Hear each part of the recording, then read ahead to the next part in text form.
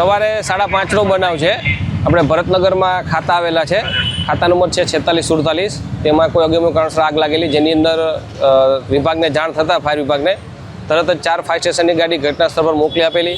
ત્યારબાદ સિલિન્ડર હતા જે બ્લાસ્ટ થતા હતા અંદર, અને 8 સિલિન્ડર અમે અત્યારે હાલ ઓલરેડી કાઢેલા છે, જેનો કબજો પોલીસને સોંપેલું છે, જેમાંથી 3 સિલિન્ડર બ્લાસ્ટ થઈ ગયેલ છે। અને ખાતા છે બંને 46 અને 47, જેમાં ત્રીજા માળ ઉપર એ લોકોએ પતરાનો શેડ બનાવેલો છે। જે પતરાનો શેડ હાઇડ્રોલિક પ્લેટફોર્મથી અને ફાયર ટીમ દ્વારા એ પતરાનો શેડ કાપી અને પતરા તોડીને અને અમારી રેસ્ક્યુ કામગીરી કરેલ છે, જેમાં ટોટલ 11 પર્સન ઇન્જર્ડ થયેલ હતા। એમાંથી 2 પર્સન જે છે એ એક્સપાયર થઈ ગયેલ છે, અને બાકી જે 9 જણા છે અત્યારે સ્વિમેર ખાતે નાની મોટી ઈજા અને જે હોય એના હિસાબે અહીંયા લઈ ગયેલ છે। સાહેબ, આગમાં કોઈ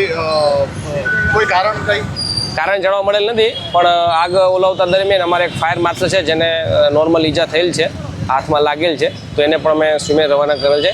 અને ઘટનાની અને ફાયર કોલની ગંભીરતાને જઈ ફાયર ખાતાના અમારા વડાશ્રી, ચીફ ફાયર ઓફિસર શ્રી સહિતની પૂરો ટીમ જે ઘટના સ્થળ પર હાજર હતી અને અત્યારે અંડર કંટ્રોલ છે।